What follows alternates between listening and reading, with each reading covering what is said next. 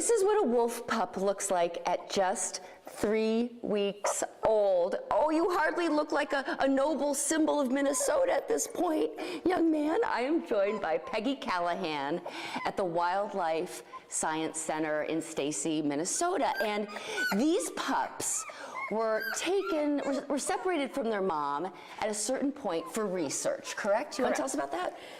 So when we do studies on behavior, in order to have the wolves comfortable, they have to be socialized to people very, very young. So we did leave some on the mom, but we did take these guys at 11 days old, because if they're by 21 days, they're irreversibly afraid of people.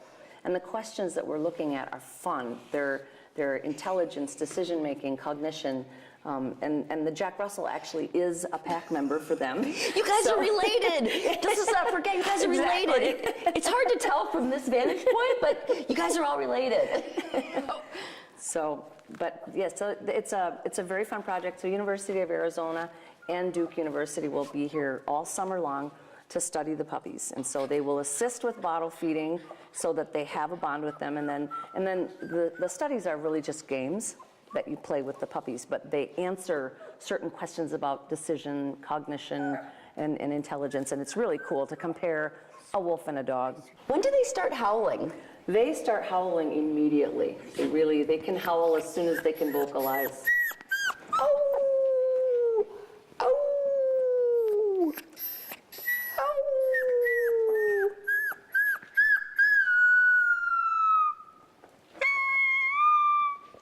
We're outside now where the adult wolves live, and Peggy, everywhere I look, in every single direction, I'm surrounded by wolves. You have about 116 of them? Yes, it's the largest group of captive animals in Minnesota, and maybe even in the lower 48. How did you arrive at this pack?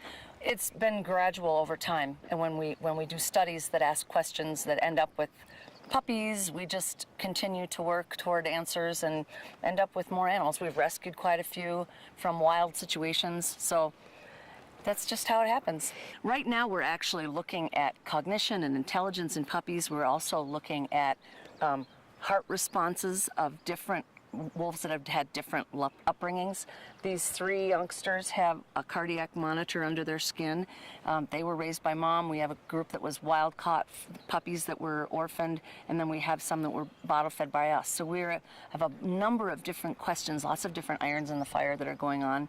Well, Peggy, you wrote to your first wildlife biologist, Dave Meach, at age 8. He wrote back, "You've been hooked ever since and committed to conservation." What do you hope people take away from your enterprise here? Well, obviously, I want them to be excited about the animals and the information that we give them, but I think bigger picture. I'd like to influence how they vote, how they behave in the environment, and the fantasy, of course, is science careers, and we've seen it and we've experienced it. So people come here and they leave inspired, and so that's my goal.